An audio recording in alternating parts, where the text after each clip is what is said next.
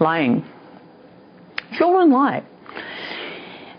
It's essential that you pay attention to your tone of voice and your body language. Are you making it safe for a child to tell the truth? That sounds funny, doesn't it? But it's really true. I mean, if you run in the room and you say, who started this fight? You know, only a crazy person would raise their hand and say, yeah, I'm the one who started it. I mean, no, I didn't start it. He started it. You started it. You're setting up lying. Because if fear is injected into a child, then they pick one of two choices, fight or flight. Flight is to lie, okay? And you don't want to teach your children to lie. Most essential to your children learning to tell the truth is that you tell the truth as well.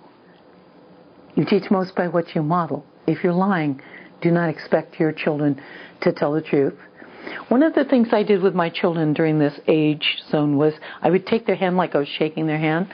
And let's say Scott was in 4th grade, and I'd say, Scott, you know, what we have between us is the most important thing between two people. It's called a bridge of trust. I trust you. When you lie, which is what you just did, it breaks that bridge between us.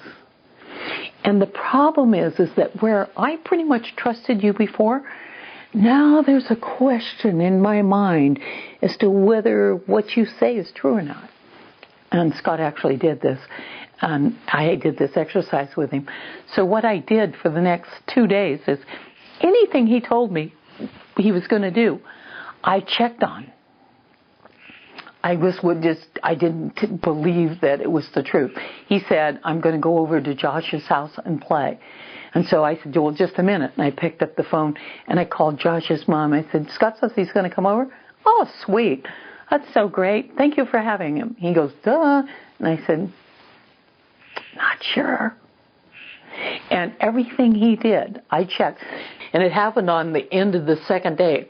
I was walking down the hall and he was going the other way from me. And I said, where are you going? And he said, to the bathroom. At that precise moment, I remembered that I'd forgotten something and I needed to go back. So I turned around and he stopped me and went, okay, fine. He says, I'll tell you the truth. He thought I was going to go to the bathroom with him. I wasn't. And it made its point. One of the things you can say to children, particularly in the 3rd, 4th grade, 4th, 5th, 6th grade level, is when you lie, what happens to me is that I become the hawk and you become the rabbit. In my mind, I have a question that what you're telling me is the truth. And I become more vigilant. I pay more attention to the things that you're doing. You don't want me to be the hawk and you don't want to be the rabbit. It's really important that you tell the truth. One of my primary issues, one of the things I'm the proudest about, is that all of my children are people who tell the truth. Mostly because I modeled it. Also because I made it really important.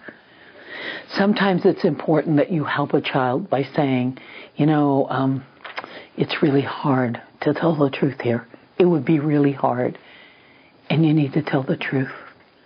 To be empathetic rather than bulldozing. Because again, fight or flight. Flight causes a child to lie. Last but not least, you teach most by what you model. If you want your children to be people who tell the truth, you will model that is important to you.